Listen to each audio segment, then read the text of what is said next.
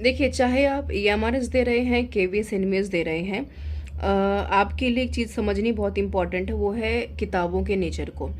अगर डिजिटलाइजेशन के ज़माने में अगर आप किताबों को हल्के में ले रहे हैं, आपको लग रहा है कि एनसीईआरटी की समरी डाउनलोड कर लेते हैं, कोई एबीसी नोट्स पढ़ लेते हैं, तो वो पढ़िए, क्योंकि वो बिल्कुल आप उसके लिए फ्री हैं, उसके ऊपर कोई प्रेशर तो है नहीं, ना हम उसके लिए कुछ कर सकते हैं। आपको एक रास्ता दिखाना बड़ा इंपॉर्टेंट है, वो है एग्जाम्पल पहले दे देती हूँ, उसके बाद यहाँ पर थोड़ा बात भी कर लूँगी आपसे। क्लास 8 की एनसीईआरटी की किताब है, चैप्टर है 22वां, और कह रहे हैं कि social justice and the marginalised. अब इसके ऊपर अगर मैं बात करूं, तो शुरू शुरू में इन्होंने डॉक्टर बी आर अम्बेडकर का एक पैराग्राफ में मेंशन की है चीज़ें, जस्टिस क्या है, लिबर्टी, इक्वलिटी, फर्टर्निटी क्या होती है। फिर इन्होंने एक पर्टिकुलर कास्ट के बारे में बताया है, शेड्यूल कास्ट क्या होती है, शेड्यूल ट्राइब्स में क्या डिफरेंस होता है ना, शेड्यूल कास्ट का पॉपुलेशन 2011 के सेंसस के हिसाब से क्या है, या फिर ये कह रहे हैं कि माइनॉरिटी ग्रुप्स कौन से होते हैं, रिजर्वेशन क्या होती है, अदर बैकवर्ड क्लासेस क्या होती हैं।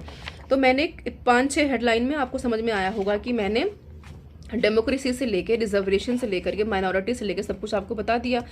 अभी कितना आसान हो पाया ये, इसलिए ये आसान हो पाया क्योंकि आसान हो पाया क्योंकि आप एक ऐसी किताब पढ़ रहे हैं जो कि बायस्ड नहीं है और कहीं ना कहीं एक ऑथेंटिकेशन के साथ बात करती है।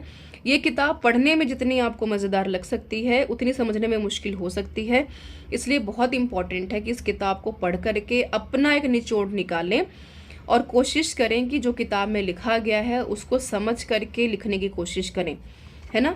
और जितना आप इसको बेहतर तरीके से जस्टिफाई कर पाएंगे एक एक स्टेटमेंट को, है ना, उतने अच्छे तरीके से पेपर आप अटेम्प्ट कर पाएंगे।